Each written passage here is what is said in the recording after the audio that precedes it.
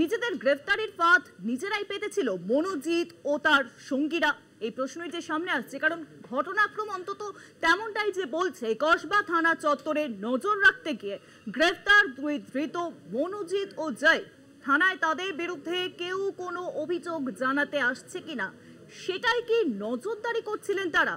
কসবা থানা থেকে মাত্র 100 মিটার দূরত্বে একটি শিশু উদ্যান, আর ওই শিশু উদ্যান থেকে গ্রেফতার করা হয় মনোজিৎ মিশ্র এবং জয়কে। মনোজিৎ মিশ্র এবং জয়কে কসবা থানা থেকে 100 মিটারের দূরত্বে একটি পার্ক রয়েছে, শিশু উদ্যান, সেই শিশু উদ্যান থেকেই কিন্তু সেদিনকে গ্রেফতার করা হয়। নজরদারি চালাচ্ছিলেন কি তারা, সেই প্রশ্নই তো এখন সামনে আসছে, কারণ কার্যত সেই ডিস্টেন্সটা কিন্তু খুবই কম, 100 মিটারের ডিস্টেন্স, এবং সেই ডিস্টেন্স থেকে তারা কি নজরদারি চালাচ্ছিল? কেউ সেখানে কসবা থানায় কার্যত নির্যাতিতা, তিনি কি নিজে আসছেন অভিযোগ জমা দিতে?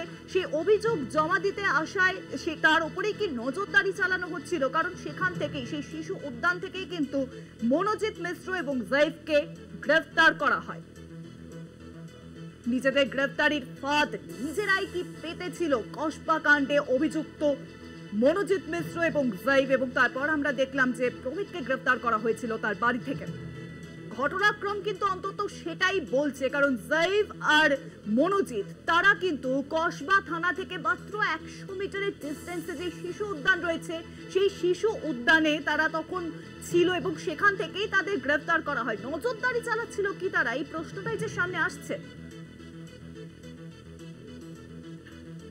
থানায় কেউ অভিযোগ জানাতে আসছে কিনা সেটাই কি নজরদারি চালাচ্ছিল? তারা কি কোনোভাবে বুঝতে পেরেছিল যে নির্যাতিতা অভিযোগ জানাতে আসবেন কসবা থানায়, তার উপরেই কি নজরদারি চালানো হচ্ছিল? পাশাপাশি আরো একটি খবর আমাদের সামনে আসে যে জয়ব, তিনি নাকি সে নাকি নির্যাতিতাকে তার আগের দিন মেসেজ করে তার মানসিক পরিস্থিতি জানার জন্য। সবটাই কি তাহলে সুপরিকল্পিত?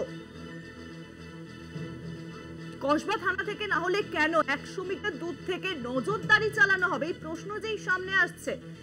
কারণ কসবা থানা থেকে 100 মিটারের দূরত্বে যে শিশু উদ্যান রয়েছে, সেই শিশু উদ্যান থেকেই কিন্তু গ্রেফতার করা হয় ধৃত মনোজিৎ মিশ্র এবং জয়কে। মনোজিৎ ওরফ বলা যেতে পারে ম্যাঙ্গোদা, তাকে কিন্তু গ্রেফতার করা হয় সেই শিশু উদ্যান থেকে। নজরদারি চালাচ্ছিল কোনোভাবে সেই নির্যাতিতার উপর? সে কি কোনোভাবে থানায় আসতে চলেছে, পুলিশে খবর দিতে চলেছে, এই খবর কি তাদের সামনে এসে গেছিল কোনোভাবে?